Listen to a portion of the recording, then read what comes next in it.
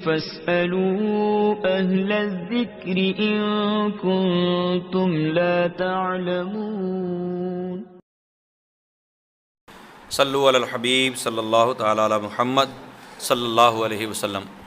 یہ چند سوالات ہیں آگے مدنی قاعدے کے آخر میں۔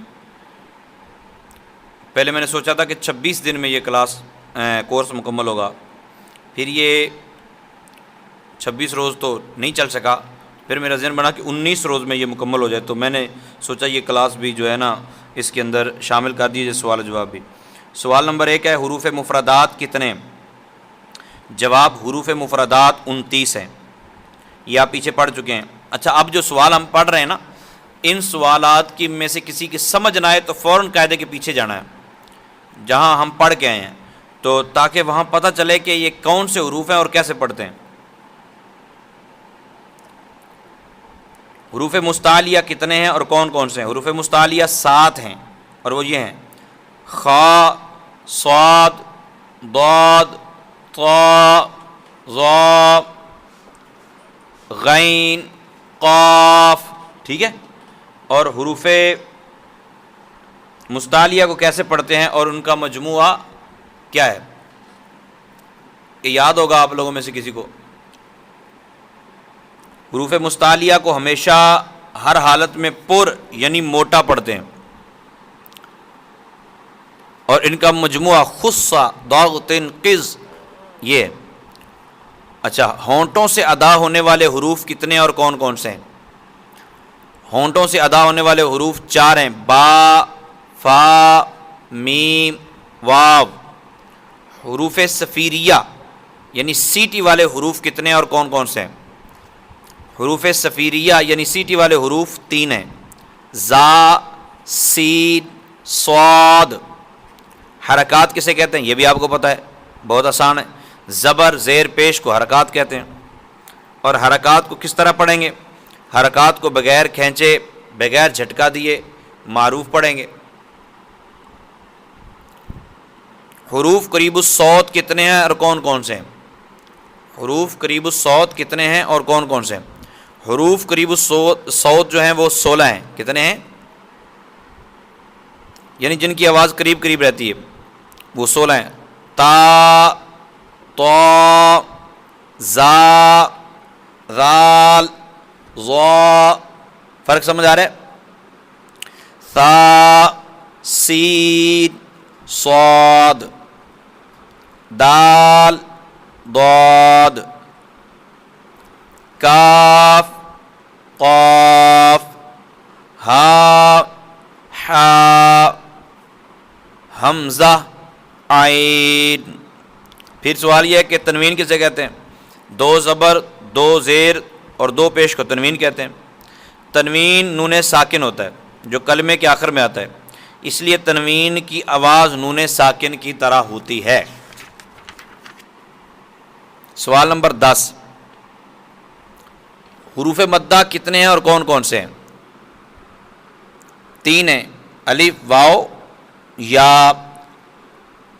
الف مدہ، واو مدہ اور یا مدہ کب ہوگا؟ الف سے پہلے زبر ہو تو الف مدہ، واو سے پہلے پیش ہو تو واو مدہ، یا ساکن سے پہلے زیر ہو تو یا مدہ ہوگا۔ اس کو کیسے پڑھتے ہیں جی؟ حروف مدہ کو 1 الف یعنی 2 حرکات کے برابر کھینچ کر پڑھتے ہیں۔ کھڑی حرکات کسے کہتے ہیں؟ کھڑا زبر، کھڑا زیر اور الٹا پیش، ان کو کھڑی حرکات کہتے ہیں۔ ان کو کیسے پڑھتے ہیں؟ کھڑی حرکات کو حروف مدہ کی طرح 1 الف یعنی 2 حرکات کے برابر کھینچ کر پڑھتے ہیں۔ حروف لین کتنے ہیں اور کون کون سے ہیں؟ حروف لین 2 ہیں: واو اور یا۔ حروف لین کو کس طرح پڑھتے ہیں؟ حروف لین کو بغیر کھینچے، بغیر جھٹکا دیے نرمی سے معروف پڑھیں۔ واو لین اور یا لین کب ہوگا؟ واو ساکن سے پہلے زبر اور زبر ہو تو واو لین، اور یا ساکن سے پہلے زبر ہو تو یا لین ہوگا۔ قلقلہ کی کیا معنی ہے؟ قلقلہ کے معنی جنبش اور حرکت کے ہیں۔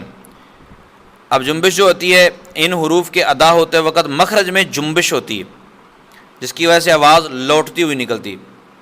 حروف قلقلہ کتنے ہیں اور کون کون سے ہیں اور ان کا مجموعہ کیا ہے؟ 5 ہیں: قاف، طا، با، جیم، دال۔ اور ان کا مجموعہ کتب جد ہے. کیا ہے؟ کتب جد. اور سوال نمبر 20 ہے حروف قلقلہ میں کب قلقلہ خوب ظاہر ہوگا؟ جب حروف قلقلہ ساکن ہو تو ان میں قلقلہ خوب ظاہر ہوگا.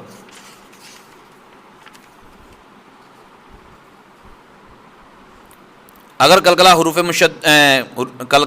مشدد ہوں تو انہیں کیسے پڑھیں گے؟ تو ان کو جماؤں کے ساتھ ادا کریں گے. یہ ساری باتیں پیچھے گزر چکی ہیں اور آگے اسباق کا حوالہ بھی دیا ہے کون سے سبق میں کون سی بات گزری. ٹھیک ہے. اس کے بعد ہے حمزہ ساکنہ کو کیسے پڑھیں. حمزہ ساکنہ کو ہمیشہ جھٹکا دے کر پڑھیں گے. نون ساکن اور تنوین کے کتنے قید ہیں اور کون کون سے ہیں یہ بھی آپ لوگوں نے پڑھے ہوئے ہیں. سبق نمبر 12 کے اندر یہ بات گزری تھی. نون ساکن اور تنوین کے 4 قاعدے ہیں اور وہ ہیں اظہار، اخفاء، ادغام، اقلاب. اظہار کا قاعدہ سنائیں. نون ساکن اور تنوین کے بعد حروف حلقی میں سے کوئی حرف آ جائے تو اظہار ہوگا، یعنی نون ساکن اور تنوین میں غنہ نہیں کریں گے. حروف حلقی کتنے ہیں اور کون کون سے ہیں؟ حروف حلقی 6 ہیں اور وہ یہ ہیں حمزہ، ہا، عین، ہا، غین، خا. یہ سبق نمبر 12 کے اندر ہے. اخفاء کا قاعدہ سنائیں. اخفاء کا قاعدہ کہ نون ساکن اور تنوین کے بعد حروف اخفاء میں سے کوئی حرف آ جائے تو اخفاء ہوگا، یعنی نون ساکن اور تنوین میں غنہ کر کے پڑھیں گے. حروف اخفاء کتنے اور کون کون سے یہ بھی آگے لکھیں. تشدید کسے کہتے ہیں اور تشدید والے حرف کو کیا کہتے ہیں؟ 3 دندان والی شکل کو تشدید کہتے ہیں اور جس حرف پر تشدید اسے مشدد کہتے ہیں. مشدد نہیں بولنا، مشدد کہتے ہیں. اس کو کیا کہتے ہیں؟ اسے مشدد کہتے ہیں. نون مشدد اور میم مشدد میں کیا ہوگا؟ ہمیشہ غنہ ہوگا. غنہ کیسے کہتے ہیں اور اس کی مقدار کیا ہے؟ ناک میں آواز لے جا کر پڑھنے کو غنہ کہتے ہیں. غنہ کی مقدار 1 الف کے برابر ہے. یہ 30 سوال جو ہیں وہ میں نے آپ کو پڑھ کے سنائے. اس طرح آگے بھی ہیں. تو بہرحال 30 سوال ہیں، ان کو آپ بار بار رپیٹ کریں. پیچھے والے اسباق میں جائیں، ایک قاعدہ پڑھیں، پھر پیچھے والے سبق میں جائیں کہ یہ بات کہاں گزری تھی، پھر اس کو رپیٹ کر کے دیکھیں. تو اس طرح یہ یاد کرنا آسان ہو جائے گا. اور دوسرا، تمام بچے یہ ذہن میں بات رکھیں کہ جو سختی کی جاتی ہے بولنے کے حوالے سے، تو اس میں خاموشی زیادہ ضروری ہے. خاموشی زیادہ ضروری ہے تو سختی اسی وجہ سے کی جاتی. آپ خاموش رہیں. بات کرنی بھی ہے تو ہم فضول تھوڑا ہی پیدا ہوئے ہیں.